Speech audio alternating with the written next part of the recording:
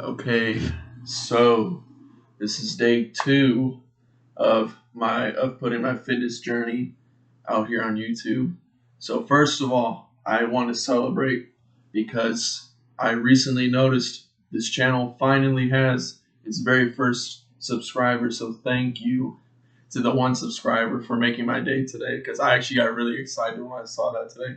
But anyways, going into the workout today, I hit shoulders and it was honestly a pretty good workout, I would say. In shoulders, I split evenly in between the front, the side, and the rear delt. I'll do so about 12 sets per workout, so that's about 4 sets per exercise. Rear delts. I'm honestly glad I chose to do shoulders today because I worked on rear delts yesterday for back, and I really felt like I didn't really hit it that hard. And so sometimes if that happens, the good thing to do is to try to hit that same muscle the next day to get, a deeper cut or a deeper damage into that muscle fiber so it gets a higher stimulus for the muscle recovery system. But so yeah, did some face pulls for the rear delts. I can really feel I would say I only started working my rear delts like about a year ago, so about a year into my lifting journey, which I regret. I wish I did that from the start because they're kind of underdeveloped compared to the other heads. But anyways, I'm finally starting to get a good feel for the face pulls and for side delts. I'll usually just do some of these with the D handle on the cable machine, and then I actually split up my front delt between two exercises. I did a standing Smith machine military press. That was pretty hard, and then I did some seated dumbbell military press. But anyways, that was a really good workout. But one thing I would like to caution for you not to do, dear viewer, is make sure to eat your carbs.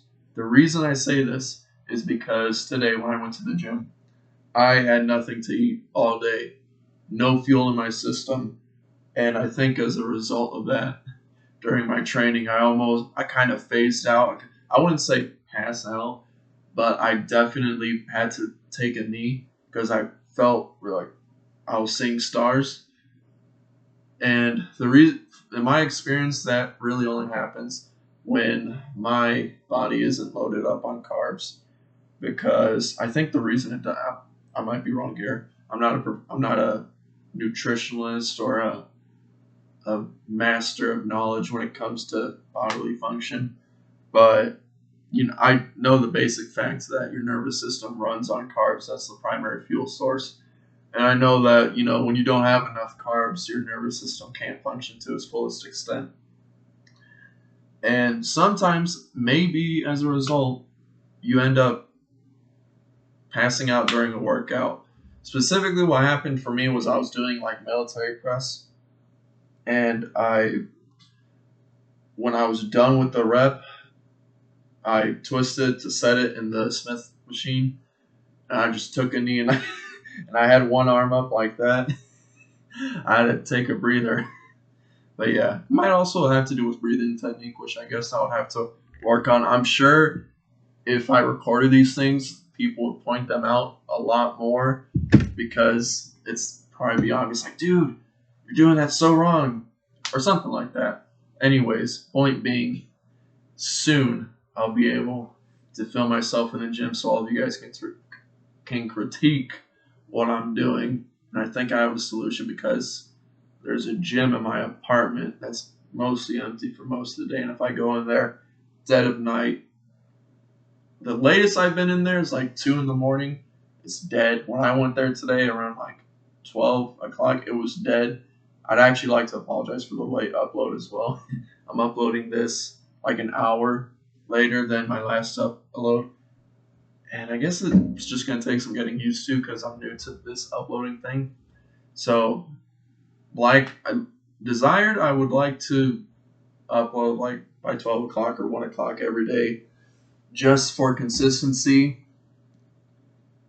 But yeah, soon I should, maybe I'll try that for the next video, or like maybe like day 4 or day 5, I'll try doing that when I hit arms. But yeah, it's a good workout. Make sure to eat your carbs. Make sure to do proper breathing form whenever you're doing exercises so you don't pass out like I did. I didn't really pass out. It's a weird feeling. If you know, you know. But hopefully you don't know. Hopefully you're always carved up so that you can always. It's important because you need to be at that most optimal level of most fuel in your body so you can do the most damage to your muscle tissue to get the highest stimulus possible. Talking about highest stimulus, the main subject that I wanted to talk about today is the way to get the highest stimulus when you're working out, and that is training to failure. Training to failure is one of the things that led to me falling in love with the process of working out. Like I said yesterday, it's important to fall in love with the process of doing anything in life. Because when that happens, you forget time is passing by. You forget what you're sacrificing because because you're so focused on what you're doing. And for me, training to failure is what led me to that point of falling in love with working out. And the reason for that is because of the mental benefit you get from training to failure. I'm not sure if I've spoken on this before in my earlier videos, but training to failure, when you do it frequently, when you first start training to failure, you're going to be anxious. You're going to be maybe a little nervous because it's taking your body to a point where it's never been before, pushing yourself out of your comfort zone, you know? But that's a good thing for your mentality when it comes to working out, because when you train to failure for that very first time, you realize, oh my God, my muscles can muscle, you know? But yeah, training to failure is good in that sense, because if you do it enough, and if you push through that anxiety, or you push through that pain in your muscles telling you to stop, it builds up your mental castle. It makes you resilient outside of the gym. It makes you, well, mostly resilient. You become resilient to a lot of stresses in your life. At least in my experience, you become resilient to a lot of things. It's like leveling up your character in a video game. Working out does that for you in real life. In my experience, working out in the gym and training to failure every single day leads to getting a level up in real life. And you just become better in every sense. You become a new, better version of yourself. And so I would heavily advocate for training to failure, not only because of the mental benefit you get, but also the physical benefit you get from it. Because training is the metaphor or the parable I love the most for training to failure comes from Mike Mentzer. I wish I had it written down because I'm probably going to butcher what he said. But basically, the concept is, let's say, I actually got to remember it. Yeah, okay. So imagine it this way. Your body is like, okay, if I mess this up, I might have to repeat myself if I mess this parable up. But like, imagine your body is a farmer, right? Or let's say your body's muscle building response, the response that gets your body to build muscle. Let's say that's a farmer, right? And let's say your muscle is the farmland. Okay, that's not a very good parable. Here's the point. Training to failure causes the most damage to your muscle cells on a cellular basis. Training for volume, where you have low intensity and a high RP, what's it called? RPE or RPF? I'm not sure. Reps in reserve until failure. I think that's the concept. Basically, training to failure causes a lot more damage in the muscle fibers, and when your body sees that, your body's like, oh my god, what are you doing? Never do that again, and it's going to overreact to that stimulus because it's overstimulating your body. And so it's like, I hate this feeling. I hate the amount of damage you've done. I'm going to make sure you never do this again by building more muscle than you had before, because that way when you do the same thing, you will be able to handle it better. That's essentially the if if your body could talk, if your body could tell you what it was thinking, that's what it would tell you. It would tell you it's trying to do that as an adaptive response. And so that's why training to failure or training close to failure is important, because you get the most muscle stimulus, which causes the most muscle repair, I guess you would say. Basically causes you to gain as much muscle as possible when it comes to what you're doing in the gym.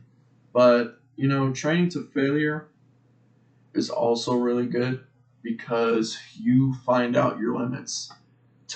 Going back to the mental side of things, finding your limits is good. Finding where your strength ends is a good thing, because that means now that you only have one place to go, and that's to go against that limit and try to push it, strive as hard as you can to push it further than it's at right now. Like when I started, let's see, I remember when I used to do powerlifting training for deadlifts, I stopped because I don't really enjoy the prospect of like the injury to muscle gain ratio that I've heard that it has. But I remember when I started training for deadlifts. Right now, I can deadlift probably like 315 pounds, maybe a little more, give or take. Point being, I remember the times where I first deadlifted 135, 200, and 225, and then 315. Man, it felt good to get, like, every time I found my level of strength, whether that be at 200, 225, or 315, or not 315 because I stopped there, but prior to that, every time I found a 1 rep max, it motivated me because I'm like, yeah, I've gotten strong enough to do this, but now I have to look at my bigger goal in life, and that's to become as strong as physically possible, right? And so I say, okay, I've done this. What's next? Once you find that limit, once you find that comfort zone, you have to go past it. That's how it works when you're training too with progressive overload.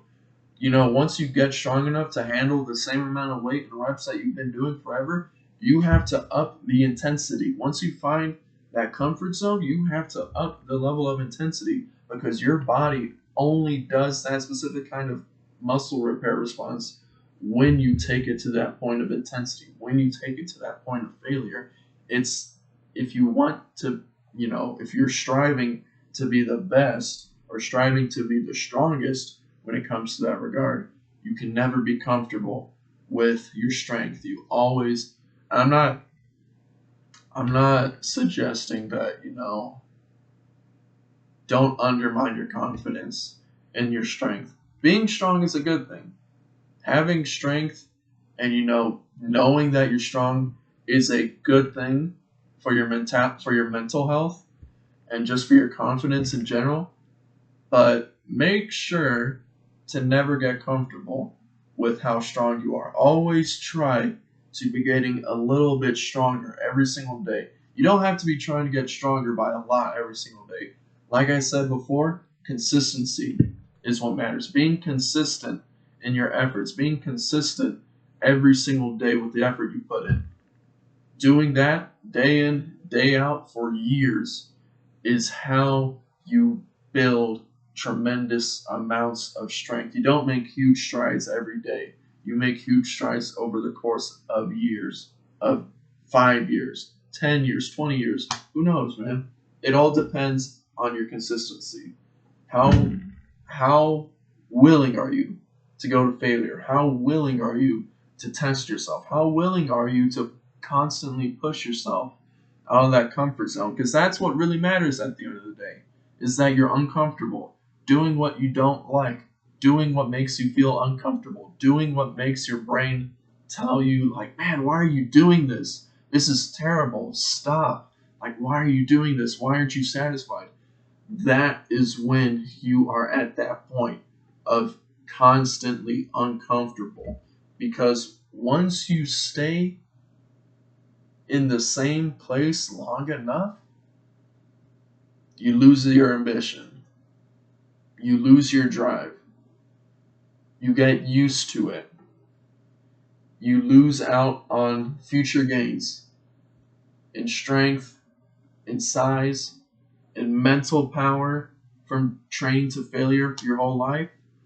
You know, that's the whole point, man, is becoming the best you possibly can by doing that. And so, yeah, that's what I have to say, man, for this video. that felt good to talk about that. But yeah, if you guys like this kind of content, again, subscribe. Thank you to the 1 subscriber that I have right now. I really do appreciate it, just as someone starting out new, because it's new to me. And so getting to see that for the very first time, it's like, it's amazing, because it's growth. It's growth. It's actually a result of doing this. But yeah, I hope you enjoy the rest of your night, guys, if you're seeing, or the rest of your day if you're seeing this in the morning. You know, go out there, attack life with everything you got. Never be satisfied with what you got, because you can always do better. You can always put in more work. Never give up. Never stop looking for what's on the horizon, my friends. Anyways, if you like this content, again, subscribe, like the video, leave a comment if you'd like to do that. Maybe talk about what you want me to talk about in the next video. I'm open to suggestions. I am just starting this account, so yeah. Alrighty. I'll see you guys later. Have a good night, and I'll see you tomorrow. Which I think tomorrow I'll be hitting arms, so I might be able. I'm not making any promises, but I might be able to get some workout footage. So yeah, see you guys later. Bye bye.